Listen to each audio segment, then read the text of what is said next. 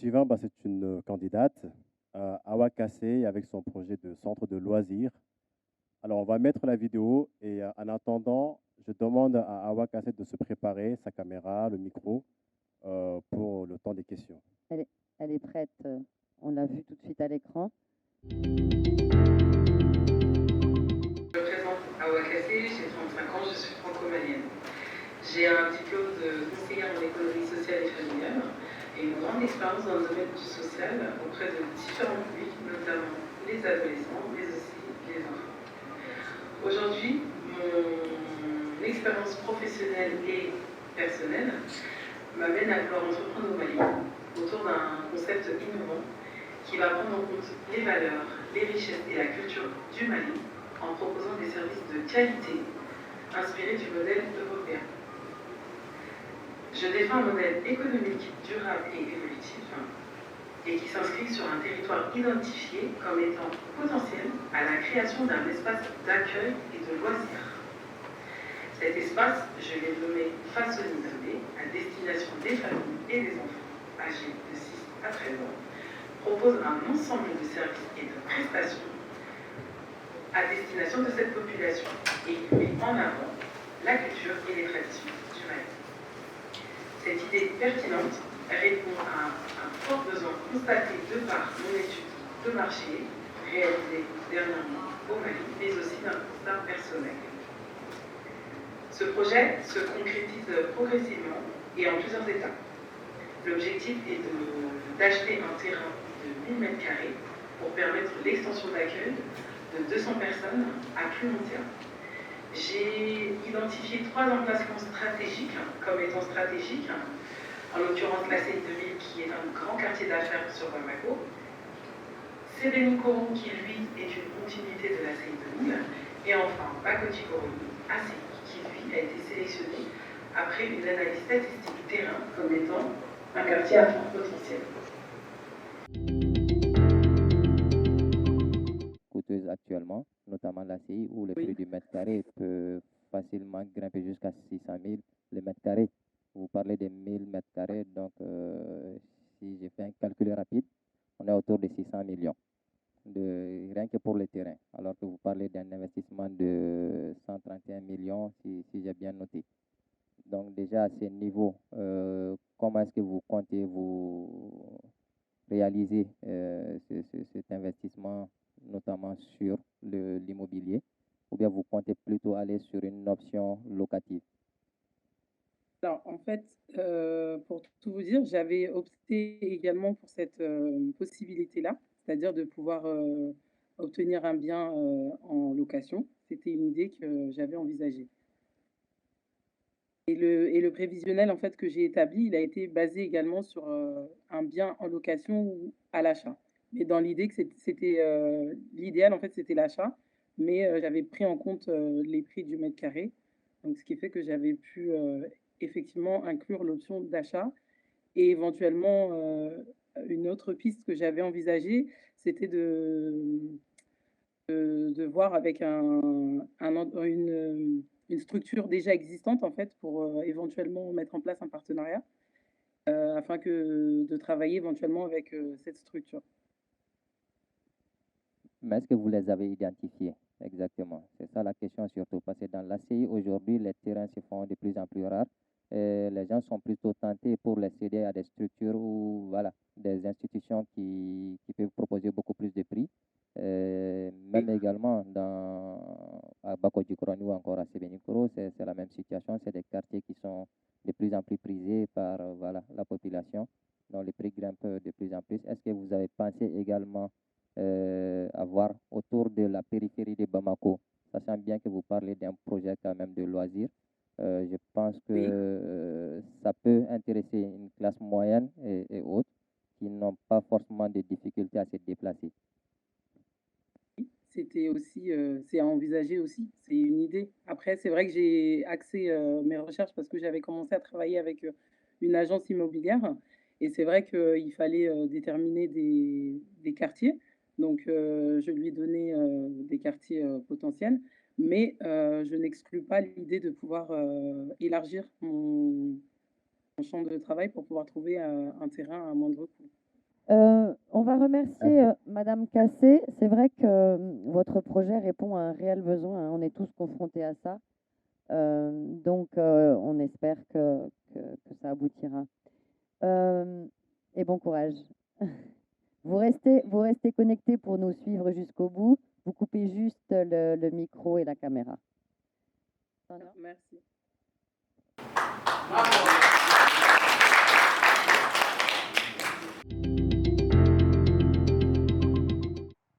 Mesdames, Messieurs, bonsoir. Je suis Koulibaly Amadou, j'ai 43 ans. Après 15 ans de vie en France et slide. Après 15 ans de vie en France, j'ai décidé de venir au Mali avec le savoir-faire français pour réaliser mon projet entrepreneurial, c'est-à-dire avoir la liberté de créer et la possibilité de pouvoir ajouter des valeurs à des personnes et à des produits à travers la création d'une pâtisserie nommée À ma douceur. Slide. À ma douceur, c'est de la pâtisserie française révisitée aux saveurs d'Afrique. Il y a des macarons, des entremets et des tartes qui seront fabriqués avec des produits locaux qui sont la farine de mil, la farine de manioc, l'hibiscus et la farine de baobab. À ma douceur aujourd'hui veut casser la pâtisserie classique en apportant son innovation dans la pâtisserie. Moins sucré, moins gras, beaucoup plus sain, avec des produits locaux qui favoriseront le développement local et environnemental et permettra aussi aux producteurs de pouvoir gagner de leur vie grâce à ma douceur. Et c'est là, à ma douceur se positionne dans la pâtisserie haut de gamme. Le positionnement à ma douceur, ça sera de l'ordre de 10 à 20%, un peu plus que la pâtisserie classique. Et à ma douceur, slide s'il vous plaît.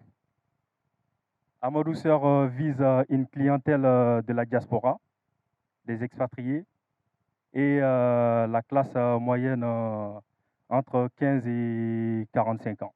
À ma douceur demande un financement de 56 millions avec un apport personnel de 10%.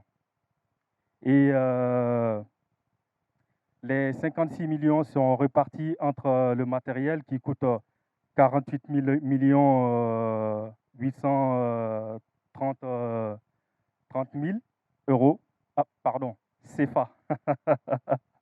Ah, je savais que j'allais faire ça. Et après, il y a les frais d'établissement à 1,5 million, les fonds de roulement sur 3 mois à 5 665 000, ce qui englobe la masse salariale, l'eau, l'électricité et la matière première. Et à ma douceur, on verra aussi 7 personnes, le chef pâtissier qui est le gérant, et le premier pâtissier et un commis pâtissier, un cuisinier et 2 vendeuses.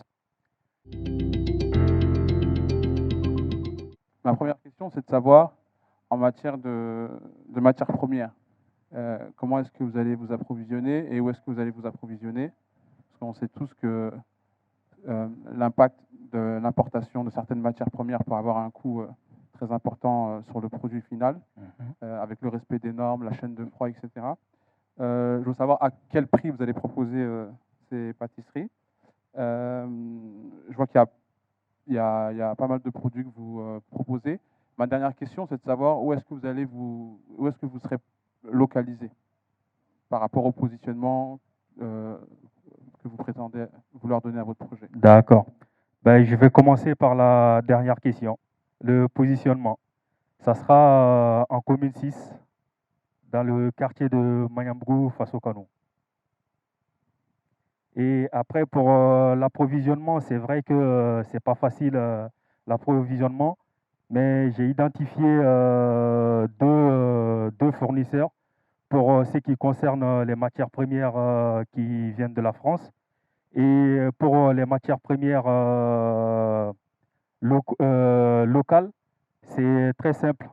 J'ai identifié des fournisseurs dans le marché de Bagadadi, ou sinon même dans mon propre village, il y a des femmes qui cultivent toutes ces matières premières que j'utilise. Donc c'est plus facile pour moi l'approvisionnement à ces niveaux. Et pour l'impact environnemental aussi, c'est très important que je travaille avec ces femmes dans les villages. Valérie, je peux poser quelques questions? J'allais te le Valérie? proposer. Oui, j'allais te proposer justement, vas-y. D'accord. Juste, monsieur, vous pouvez, Valérie, tu me rappelles le nom de... Monsieur Amadou Koulibaly. Et à ma douceur, le Ok, nom du monsieur projet. Koulibaly.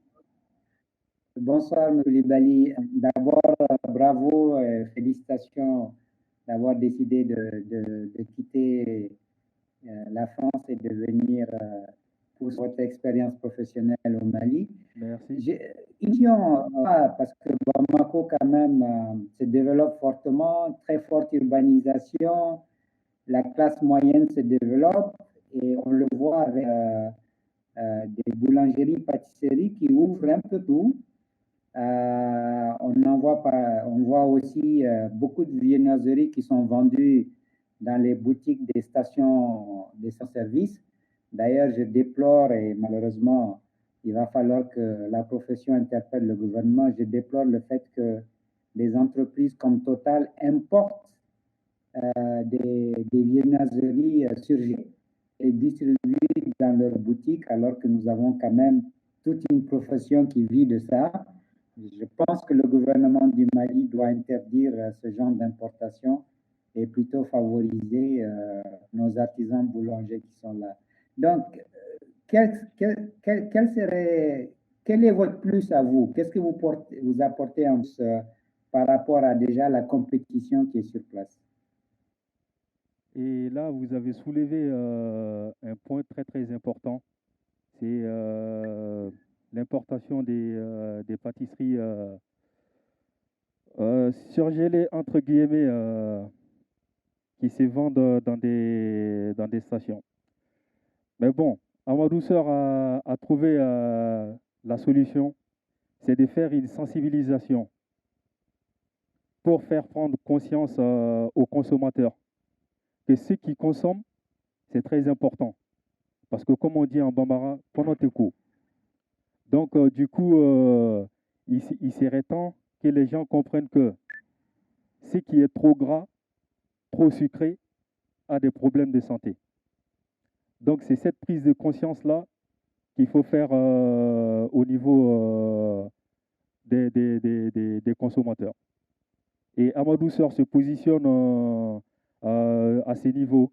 Avoir des pâtisseries saines, moins sucrées et avec moins de gras. Et le plus important aussi, c'est l'utilisation des produits locaux dans la pâtisserie française. Ça répond à ta question. Donc, votre valeur ajoutée, ça va être l'utilisation de produits, c'est ça? C'est cela, oui. Excellent. C'est une très bonne initiative. Ce qui est dommage, Maintenant, c'est il va falloir effectivement éduquer ceux qui mangent ces viennoiseries au goût avec les produits locaux. L'initiative, pour moi en tout cas, elle est excellente que d'utiliser nos produits locaux. Merci beaucoup. Je pense qu'il aurait gagné des points en nous amenant des petites dégustations, mais bon, tant pis. Ben, j'avais proposé, mais malheureusement, j'avais proposé. Moi j'ai hâte de goûter une pâtisserie avec de la farine de mil ou une tarte avec de la farine de mil ou de baobab. Quand même. Ça ne saurait tarder.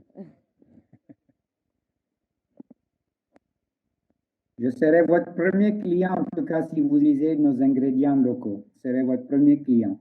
Eh ben donc, Allez, je-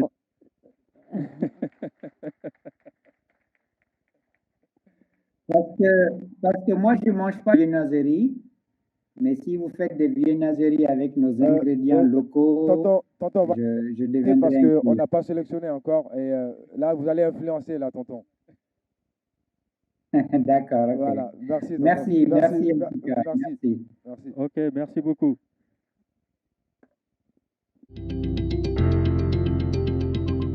Donc, le dernier projet, je disais, il s'agit de Kassim Sidibé avec sa binôme Fatimata Diko. Donc, ils sont en France. J'espère ils sont prêts pour répondre aux questions. Super. Vous avez aussi certainement tous mangé de la pomme de cajou. L'anacarde est le fruit de l'anacardier, composé de deux parties, la noix et la pomme de cajou qui est sur le côté. Ce que vous ignorez, c'est que la pomme de cajou est une matière première riche en vitamines et en minéraux. Elle renferme 5 fois plus de vitamine C que le rouge, 10 fois plus de vitamine C qu'un ananas. Elle est également une bonne source de magnésium, de potassium, ce qui permet entre autres de lutter contre le diabète, le cholestérol, mais également de renforcer nos os et nos tissus musculaires. Le Mali dispose d'une capacité de production variant entre 70 000 et 100 000 tonnes pour le Mali.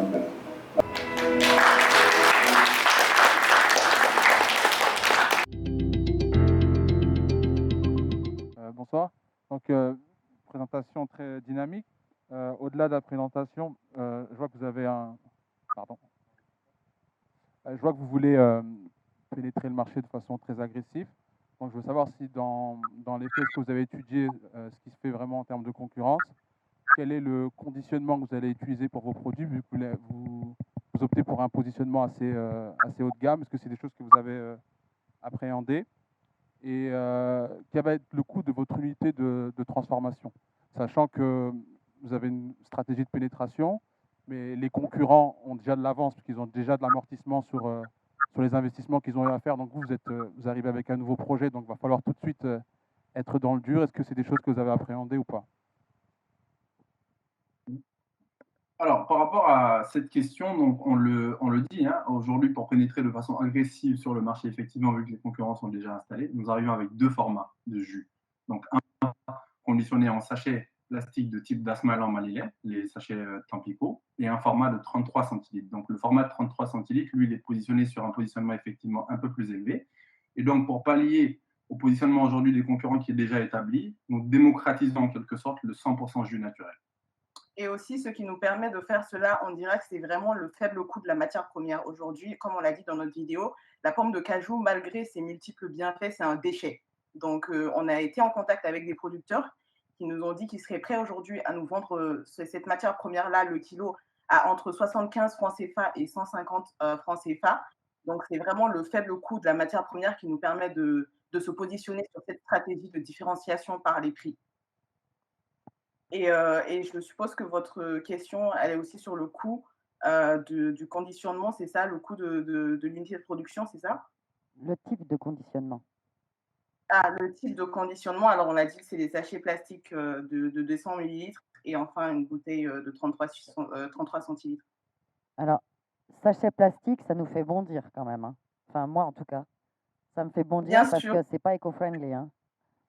Oui, on l'a totalement prise en compte. On est tout aussi consciencieux de notre impact écologique aujourd'hui. C'est pourquoi on a déjà contacté l'entreprise Sanova, qui est une start-up qui trie et collecte et recycle les déchets des entreprises aujourd'hui. Cajoussi veut partir sur des sachets et des bouteilles en plastique recyclables et souhaite travailler en collaboration avec Sanova pour justement la collecte et le recyclage de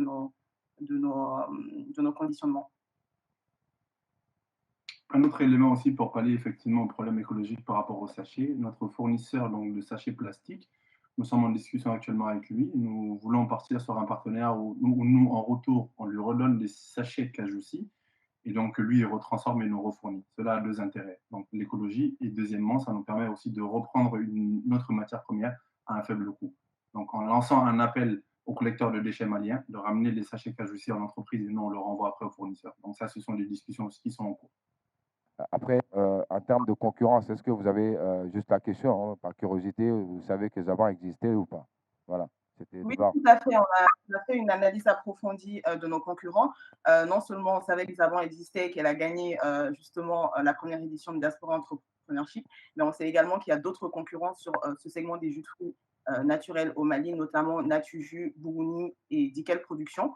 Ce sont tous des concurrents, on va dire, de notre marque, mais Cajusi se différenciera principalement par l'innovation du produit, puisque aucun de ces entreprises ne produit aujourd'hui le jus de pomme de cajou. Et il faut savoir aussi, comme on le dit, nous, on veut se différencier également par les prix, parce qu'en fait, on a fait une étude de terrain qui a révélé qu'en fait, aujourd'hui, malgré l'engouement des Maliens autour de ces jus de fruits-là, ça reste quand même, le prix reste un frein à l'achat de manière générale, dans le sens où la moyenne est de 500 francs CFA à la bouteille de 33 centilitres. Nous, aujourd'hui, notre objectif, c'est vraiment de démocratiser l'accès aux jus locaux. Et donc, c'est vraiment sur ces points-là qu'on compte se différencier de nos concurrents. Ok. Également, vous savez qu'il y a énormément de préjugés sur la noix de cajou. Comment est-ce que, voilà, vous, à votre niveau, vous comptez casser déjà ces préjugés qui peut être un énorme frein au démarrage du projet, en termes de commercialisation surtout?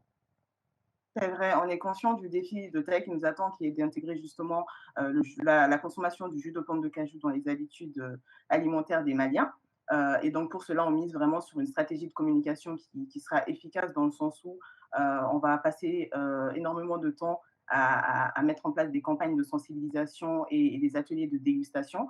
On se mettra nous-mêmes en scène pour boire justement du jus de pomme de cajou avec le lait, pour justement casser ces mythes-là.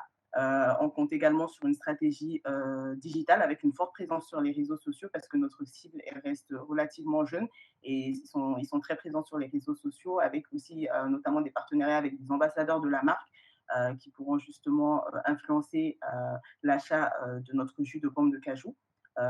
Et pour vraiment casser ces préjugés, ces mythes-là, on passera beaucoup de temps sur les campagnes de sensibilisation, des spots TV, des spots radio, pour vraiment mettre en avant le fait qu'on ne sait même pas d'où vient ce mythe et que ça n'a vraiment aucune incidence sur notre santé, tout simplement. À savoir que scientifiquement, rien ne prouve que le mélange de la noix de la pomme de cajou avec le lait est un mélange mortel. C'est un mythe qui existe aujourd'hui, mais comme ma collègue vous l'a dit, on compte le casser. Elle a parlé un peu de la stratégie de communication. Ce que j'aimerais bien rajouter quand même, c'est que Cajusi souhaite aussi faire part de son impact réellement à ses clients. Il faut savoir qu'aujourd'hui, un client qui achète un jus Cajusi contribue au développement d'un producteur. Donc cela, c'est une notion qui va apparaître clairement sur notre packaging. C'est-à-dire que sur notre packaging, sur les périodes de production assez courtes, nous aurons l'histoire du producteur. Je m'appelle par exemple Bakary, je produis à tel endroit, et donc pour sensibiliser encore plus le client à venir vers notre jus. Alors, comme j'avais beaucoup de choses à dire, j'ai quand même écrit. Donc, mesdames et messieurs, les avantages de l'entrepreneuriat ne sont plus à démontrer, surtout devant ce parterre aujourd'hui. En effet, l'entrepreneuriat permet d'acquérir encore plus de compétences et de connaissances qu'un emploi salarié. Pourquoi? Vous touchez au marketing, à la gestion, à la communication, au management, à l'organisation, à la logistique, etc., etc. Sans parler des capacités d'adaptation qui sont bien souvent mises à l'épreuve. En plus de ces compétences transversales, créer son entreprise, c'est être face à soi-même et conduit inéluctablement à mieux se connaître et augmenter la confiance en soi. Même les échecs permettent de progresser. Bref, il s'agit vraiment d'une expérience valorisante et je suis très contente que vous en ayez conscience. Dans ce projet, en dehors de l'entrepreneuriat, il y a la composante diaspora. Comment ne pas être sensible à un projet de retour dans son pays d'origine ou de un de ses pays d'origine, afin en plus du challenge de sa propre réussite personnelle, on y crée des richesses et de l'emploi pour le pays et ses concitoyens. Donc c'est doublement bénéfique. C'est donc le lieu pour moi ce soir de remercier tous ceux qui y croient à l'entrepreneuriat. Tout d'abord les organisateurs de ce projet, DSV, sous la direction de Papa One et de son équipe jeune, performante, dynamique et très engagée, avec laquelle j'ai eu plaisir à travailler. Évidemment, un grand merci aux sponsors que vous voyez sur les supports de communication, qui ont soutenu le projet financièrement et permis d'organiser l'événement et de financer le lauréat. En tant que présidente du jury, je salue bien bas tous les membres de mon jury qui se sont investis au-delà de leur seule présence aux présentations des pitchs. Tous ont su donner de leur temps afin de coacher les candidats et ainsi optimiser les chances de chacun. Mon mot de la fin, motivation. Gardez la confiance en vous, vous aurez des périodes de découragement, comme tout chef d'entreprise. On est tous passés par là, surtout dans le contexte actuel du Mali qui n'est pas facile. Tombez, relevez-vous, continuez, croyez en ce que vous faites et allez jusqu'au bout, whatever happens. Bonne chance et merci à tous pour ces échanges et cette générosité.